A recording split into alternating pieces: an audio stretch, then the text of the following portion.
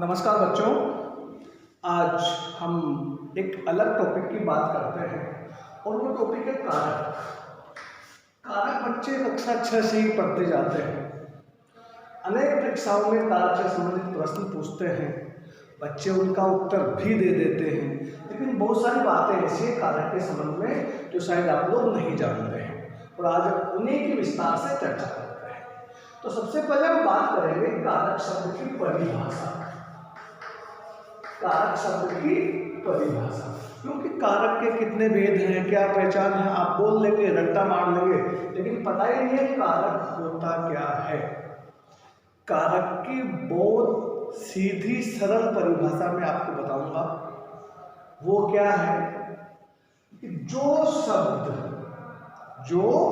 शब्द कर्ता, क्रिया और कर्म, देखो तीन अलग अलग लिखे हैं, कर्ता, क्रिया और कर्म से संबंध जोड़ते हैं। आसान सी परिभाषा, जो शब्द कर्ता, क्रिया और कर्म से संबंध जोड़ते हैं वे शब्द कहलाते हैं कारक। एक और परिभाषा है कि वाक्य में कर्ता का अन्य शब्दों के साथ संबंध बताने वाले जो परसर्ग हैं वो कारक कहलाते हैं। ऐसी भी इसकी परिभाषा है, लेकिन आप ये परिभाषा याद करें, छोटी सी परिभाषा, सरल परिभाषा। जो शब्द कर्ता, क्रिया, कर्म, देखो क्या आ रहा है, कर्ता, क्रिया, कर्म से संबंध जोड़ते हैं, उनको हम बोलते हैं कारक। मैं आपको उदाहरण देता हूँ। उदाहरण में देता हूँ, जैसे राम ने फल खाया। अब ये जो राम है ये कर्ता है, क्यों? क्योंकि खाने वाला कौन है, खाने का जो काम कर रहा है वो राम है, तो राम कर्ता है। और राम ने कर्ता का संबंध बता रहा है। जो शब्द कर्ता, क्रिया, कर्म से संबंध जोड़ते हैं, जो शब्द कर्ता, क्रिया, कर्म से संबंध जोड़ते हैं, मतलब इनका जो आपस में संबंध बताते हैं वो कारक है। अब ये ने बता रहा है यहाँ पर कि फल किसने खाया, इस कर्ता ने खाया, इस राम ने खाया, फिर ने क्या है, ये कारक है। ये जो शब्द है ये कारक है। अब हम बात करते हैं कि कारक कितने हैं, मतलब कारक के भेद कितने हैं। बच्चों, कारक के भेद 8 हैं।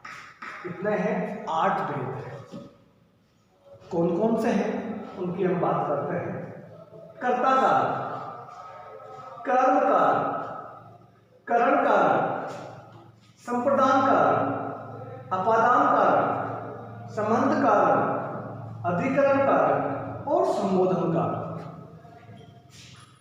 कर्ता कारक, कर्म कारक, करण, संप्रदान, अपादान, संबंध, अधिकरण और संबोधन। अब आपको लग रहा होगा कि संबोधन से कर्ता को क्यों जोड़ रखा है और संबंध को इस संप्रदान से क्यों जोड़ रखा है, क्योंकि ये जो संबोधन कारक है ये इस कर्ता कारक से पैदा हुआ है, ये अलग से कुछ भी नहीं है। और ये जो संबंध कारक है ये संप्रदान से पैदा हुआ है, इसलिए हमने इसको इससे जोड़ दिया है। और पूर्व में कारक के केवल 6 भेद होते थे, कितनी किताब में आपको मिलेंगे, लेकिन अब वर्तमान समय के साथ चलना है और आपको कारक के 8 भेद बताने हैं। दूसरी बात, मैंने यहाँ लिखा है पहचान, कारक और पहचान। तो एक पहचान शब्द ही काफी नहीं है, इसके साथ 3 शब्द और हैं, कारक, पहचान, कारक विभक्ति, कारक परसर्ग, कारक और चिन्ह। 4 बताए। क्या क्या बताए? कारक और पहचान, ये आप बोल सकते हो। कारक और परसर्ग, परसर्ग का मतलब भी पहचान होता है। कारक चिन्ह, ये चिन्ह लिखना भी बहुत बड़ी बात है, यहाँ पे हमें आएगा, ध्यान रखना, इसका मतलब भी पहचान है।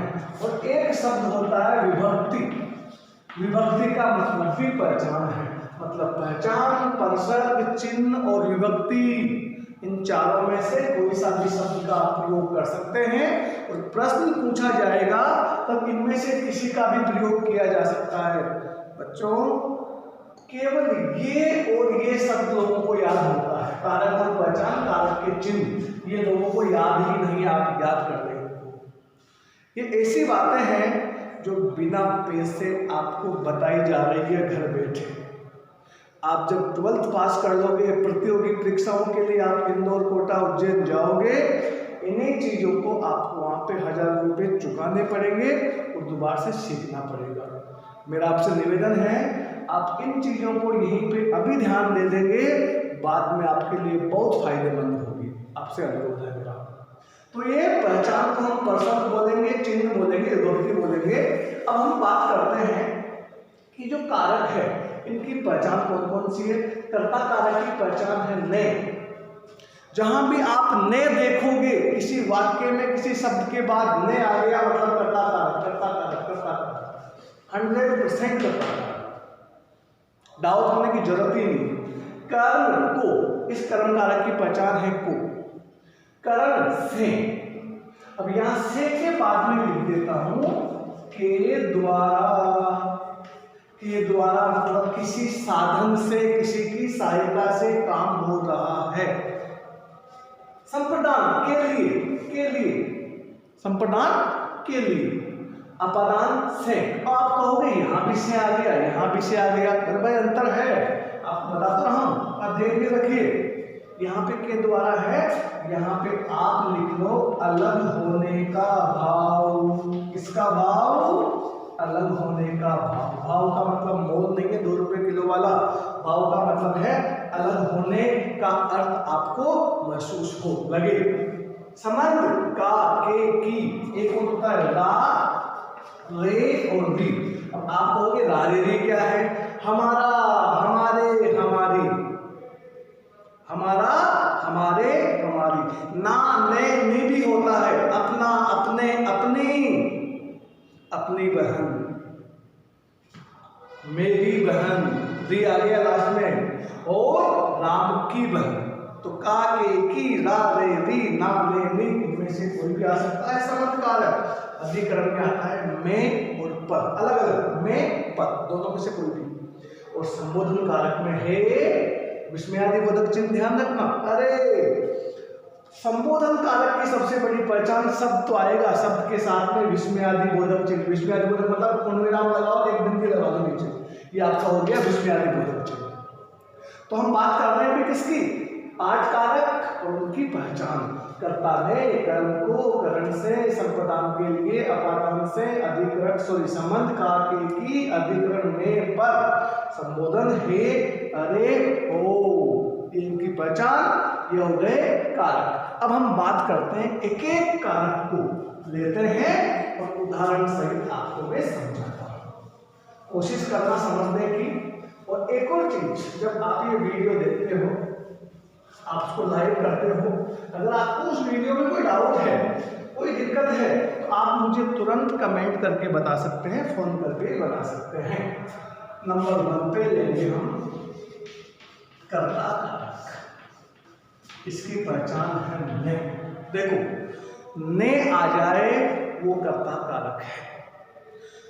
प्रश्न कैसे आता है मैं आपको बताऊं बच्चों। यहां पे दिया जाएगा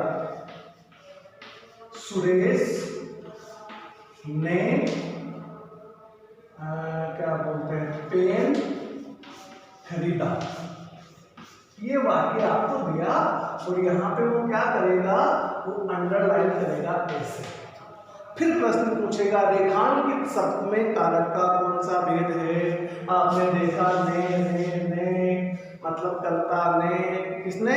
कर्ता ने। और ये हो गया कर्ता कारक। बेझिझक आप लिख दो साहब, बेहिचक लिख दो कर्ता कारक। लेकिन कभी कभी क्या होगा कि इस ने का लोप हो जाएगा, ये गायब हो जाएगा। फिर आप कैसे पता करोगे? अरे पता कर लेंगे भाई। कैसे करेंगे? इसमें हम देखेंगे इस वाक्य में ये जो रेखांकित शब्द है ये कर्ता है क्या कर्म है? अरे भाई किसने खरीदा पेन? सुरेश ने गायब हो गया, कोई बात नहीं, लेकिन सुरेश करता है, हम कर देंगे इसमें कर्ता कारक। राम ने रावण को मारा, राम ने। अच्छा एक और बात बताऊं आपको, शायद पता भी नहीं होगी। किसी भी कर्ता के बाद अगर ने आ जाता है मतलब वो पूरा वाक्य भूतकाल का है। ध्यान रखना, सामान्य भूतकाल का है। कर्ता के बाद ने आते ही वो वाक्य भूतकाल का बन जाता है। मैं एक वाक्य लिखता हूं, अशोक जा रहा है। अब ये आ गया है। अब बताओ कौन सा कारक है रेखांकित शब्द में? अरे भाई जा कौन रहा है, काम को करने वाला कौन? कर्ता। कर्ता कौन? अशोक, मतलब कर्ता कारक है। कोई बात नहीं, ने का लोप हो गया, गायब हो गया, हो जाता है। दूसरा पढ़ते हैं, कर्ता के बाद कौन सा है? जोर से बोलो, जय माता दी नहीं, कर्म कारक। नंबर 2 है कर्म कारक। इसकी पहचान क्या थी बेटा? पहचान थी सर को। बिल्कुल सही। कर्ता ने कर्म को, कर्ता ने कर्म को, इसकी पहचान है को। जैसे मालिक ने नौकर को डांटा। लो साहब, ये अंडरलाइन कर दिया, रेखांकित कर दिया। बताओ भाई कर्ता कौन सा है कारक? इसमें कारक साहब कर्म है। क्यों है? क्योंकि यहाँ पे को आ रहा है, रेखांकित शब्द को है। रेखांकित करेगा, अंडरलाइन करनी पड़ेगी, या गहरा काला कर देगा, ब्लैक कर देगा, बोल्ड कर देगा उसको। आपको उसको देख के पहचानना है। राम ने रावण को, पापा ने बेटे को, तो ये को जो है, दशरथ ने राम को, ये को जो है ये कर्म कारक की पहचान है। उसके बाद हम एक और बात करें कि जो ये कर्म कारक है इसमें कुछ शब्द ऐसे हैं, कुछ शब्द, पूरे नहीं बोल रहा हूँ, कुछ शब्द जो अपवाद स्वरूप अगर आ जाए तो आपको वहां पे कुछ भी हो जाए आपको कर्म कारक ही लिखना है।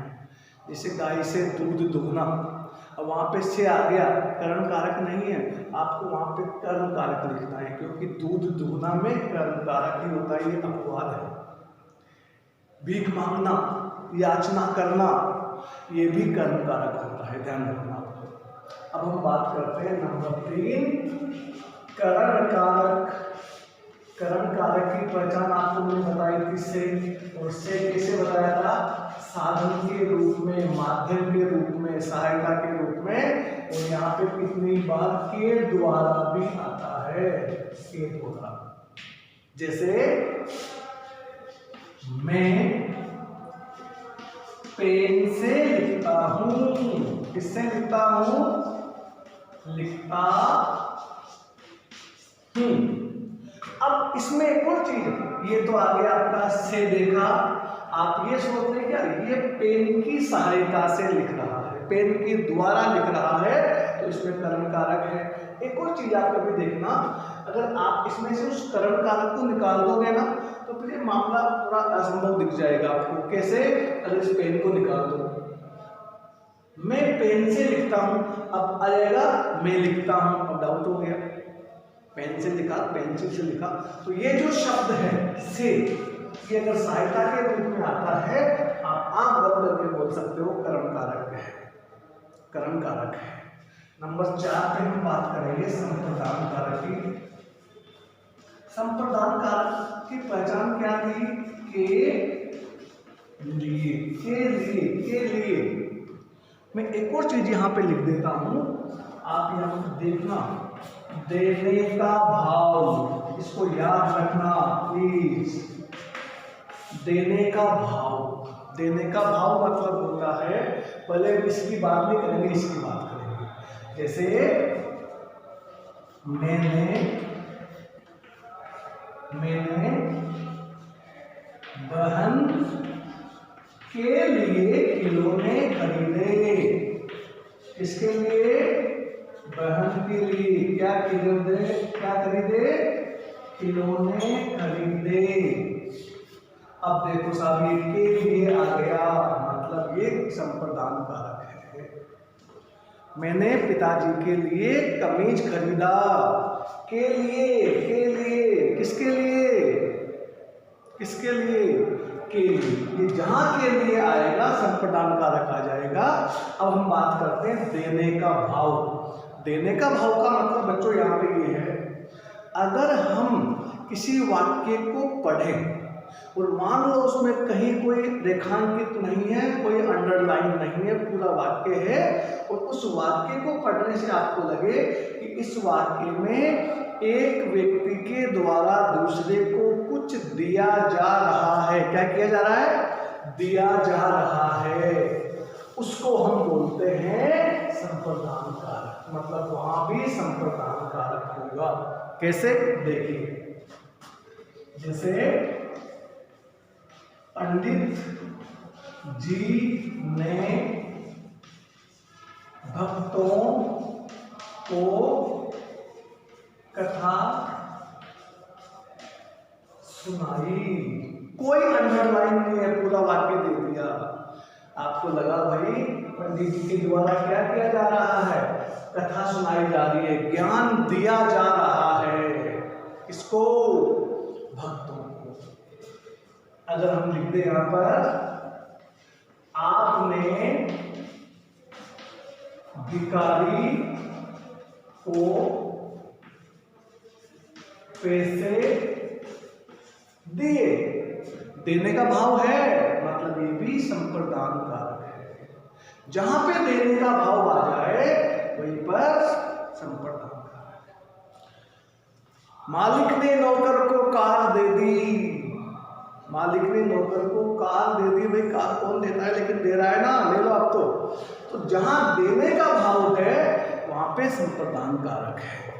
अब हम बात करेंगे संप्रदान के बाद में अपादान कारक। अपादान कारक के प्रश्न ज्यादा पूछे जाते हैं। क्यों पूछे जाते हैं? क्योंकि ये करण कारक से मिलता जुलता है। लेकिन आपको मैंने बताया था अभी, अपादान कारक में उसकी पहचान है से, और मैंने ब्रैकेट में क्या लिखा था? अलग होना। अलग होना मतलब जहां पे आपको लगे एक चीज या कोई वस्तु अलग हो रही है, एक स्थान से अगर वो अलग हो रही है तो वो अपादान कारक। जैसे मैं एक सीधा सा उदाहरण लिखता हूं, पेड़ से पत्ता गिरा। क्या गिरा? ये पेड़ से पत्ता गिरा, मतलब पेड़ से वो गिर के अलग हो गया। पेड़ से गिर के अलग हो गया। यहां लिख देता हूं, पहाड़ से नदी निकलती है। कहां से? पहाड़ से अलग हो गई, अलग हो रही है ना, और जहां अलग होगा वही तो अपादान कारक है। इसलिए से देखते ही करण कारक मत करना, ध्यान रखना। जैसे ही से देखा बड़े खुशी खुशी लिख दिया करण कारक है, पहले उसको देखो कि वो सहायता के लिए आ रहा है तो करण कारक है, अगर अलग अलग होने के लिए आ रहा है तो वो फिर अपादान कारक है। एक और लिखता हूं, बस स्टेशन से बस गई। बस स्टेशन से, बस अड्डे से बस गई, मतलब वहां से वो बस अलग हो गई। बात समझ में आ रही नहीं आ रही है? आ रही है तो पढ़ते जाओ। अगला कारक है कौन सा बताओ? कौन सा? संबंध कारक। देखो नाम ही क्या है? संबंध कारक। जो संबंध बताएगा, जो आपस में शब्दों का संबंध बताएगा। पहचान क्या थी? का, के, की, ला, रे, री, ना, ने, नी। आप लोग बोलो मुझे, सर अब तक जो हमने पढ़ा था तो यही पढ़ा था, ये लालेरी नालेरी कहां से आ गया? भाई है हमारा, हमारे, हमारी, अपना, अपने, अपनी आ रहा है लास्ट में ने। और ऐसे ही काके की, राम का, राम के, राम की, राम का भाई, राम के पिताजी, राम की माताजी, संबंध बता रहा है ना। तो ये संबंध कारक की पहचान है का, के, की। कैसे?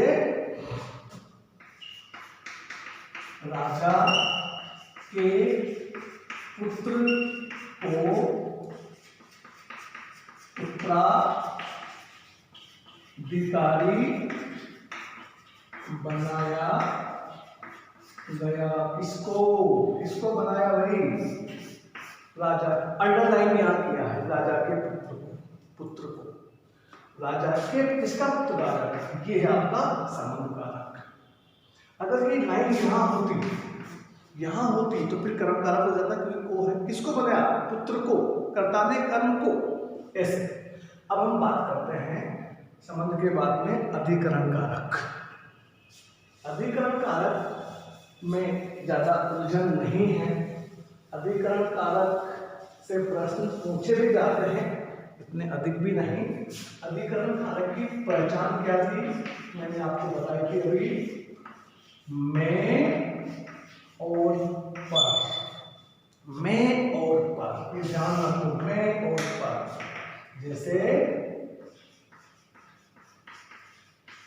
रसोई में माँ रसोई में खाना पका रही है। कहाँ पका रही है? स्थान रसोई में, कमरे में, ऐसे छत पर। बच्चा छत पर पतंग उड़ा रहा है। कहाँ पर? छत पर। बच्चा छत पर पतंग उड़ा रहा है। कहाँ पर? छत पर। अंडरलाइन को देखो, जहां पे हम अंडरलाइन करेंगे, रेखांकित करेंगे, उसको आपको देखना है कहां पर? छत पर। स्थान का बोध होता है। बच्चा छत पर पतंग उड़ा रहा है, तो जहां पे मैं आएगा, पर आएगा, अधिकरण कारक कहलाएगा। अंत में क्या था? संबोधन कारक। मैंने आपको पहचान बताई थी इसकी। एक तो आएगा हे, अरे, और एक आएगा ओ। जैसे हम बोलते हैं ए, किसी को बुलाते हैं ना, ए अरे इधर आओ, तो अरे क्या है? ये संबोधन मतलब पुकारना। तो इसमें शब्द आएगा, साथ में जो विस्मयादिबोधक चिन्ह भी आएगा, ध्यान रखना। जैसे अरे मोहन तुम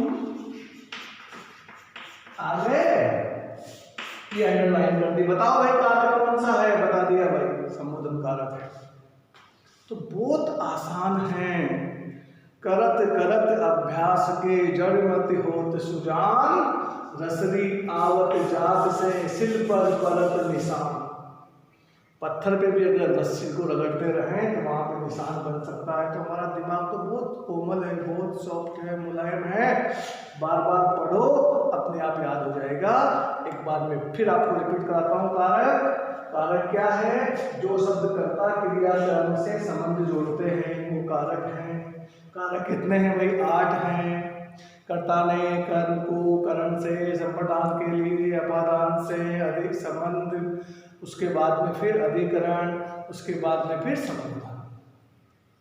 अब पहचान भी आ गई ना। कर्ता ने कर्म को करण से, साधन के लिए, के द्वारा, संप्रदान के लिए, अपादान से अलग होना, बताया था आपको, अलग होना। उसके बाद संबंध का, के, की, रा, रे, री, ना, ने, नी। उसके बाद अधिकरण में, पर, छत पर, कमरे में, इस प्रकार से। और संबोधन हे, अरे, ओ। इस प्रकार से हम प्रश्न इसके आसानी से हल कर सकते हैं। ध्यान क्या रखना है? जिस शब्द को रेखांकित किया गया है उसमें आपको देखना है कौन सी पहचान है, कौन सा विषय, परसर्ग है, विभक्ति है, कारक चिन्ह है, जो चाहे आप बोल सकते हो, लेकिन बार बार प्रैक्टिस करने की जरूरत है। जब भी देखोगे, एक तो अगर आपके घर में, आपके परिवार में ऐसा कोई बच्चा है पढ़ने लिखने वाला, कोई तैयारी कर रहा है, तो उसको इस वीडियो को आप शेयर किया करो ताकि उसको फायदा मिले। और साथ ही साथ अच्छा हो तो लाइक करो, कमेंट करो, कुछ गड़बड़ लगे, कुछ डाउट हो तो भी कमेंट करके मुझे बताओ कि यहाँ पे हमें समझ में नहीं आया। धन्यवाद।